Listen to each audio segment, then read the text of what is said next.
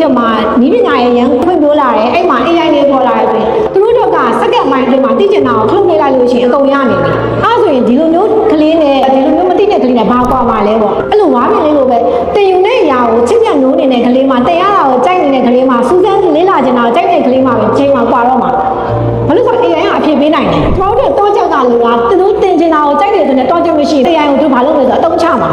ကျောင်းမှာအင်စာပေးလိုက်တယ်ဆီယမအင်စာပေးလို့ပြောလို့ရှိရင် AI ကနေအဖေကိုဓာတ်ပုံရိုက်ထည့်ပြီးတော့အဖြေထွက်လာတယ်တင်ချားလည်းလွယ်လွယ်လေးဘယ်ပါရမဆိုရမ်းလွယ်နေပြီအဲ့တော့သူက AI ကတားအောင်မြင်ဖြစ်သွားမှာ AI ကိုတုံးပြီးတော့ဘာမှမစဉ်းစားတော့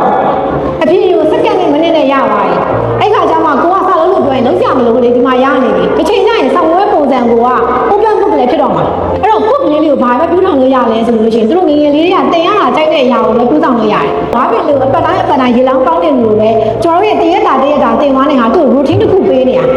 သုံးနောက်ထဲမှာမျိုးစင်များများချင်းဆက်အောင်ထပ်ခါလေ့ကျင့်ပေးနေတာအဲ့တော့ဒီနေ့တင်လိုက်တဲ့ဟာဒီနေ့ရလက်ထုတ်ဖို့မဟုတ်ဘူးသူတစ်ပြည့်ပေါ်တော့ genius jam လို့နဲ့လူငယ်သေးလေးနဲ့တန်းပါဆိုသူတို့ချစ် result ထုတ်ဖို့မဟုတ်ဘူးသူတို့အတွက် ABCD တင်ဖို့အရန်လွယ်တယ်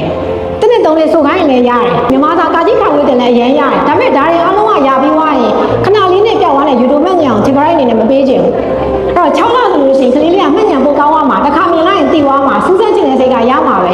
ဒါပေမဲ့ဘာရေးကြည့်ရလဲပေါ့သူတို့အဲ့လိုမျိုးမှတ်နေတဲ့ကနေဒီစင်းမှာဆော့ဆော့လို့အမြင့်တွေတွေ့ပြီးတော့တင်ကျင်တဲ့စိတ်ဖြစ်ဖို့ပဲရေးကြည့်ရ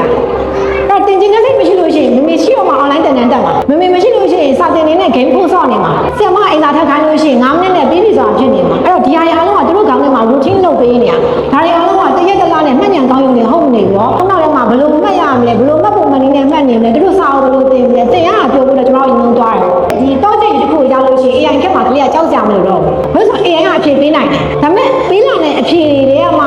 ဘယ်ဖြေတော့ရွေးတင်လဲဘယ်ဖြေတော့မရွေးတင်ဘူးလဲဘယ်လိုဆုံးဖြတ်ချက်ချတင်လဲဆိုတော့စဉ်းစားနိုင်တဲ့စီကေရကြတော့ခုကလေးမှရှိမှရမှာမဟုတ်ဆိုလို့ရှိရင် AI ကအဖြေကိုကွန်ပျူတာထည့်နေမှာအဲ့တော့ကျွန်တော်တို့ရဲ့ကလေးရဲ့တော့ကြောက်ဖွင့်တဲ့အခါမှာ lifelong learning ဖြစ်ဖို့ဆိုတာတရက်တလားနဲ့ရမနေဘူး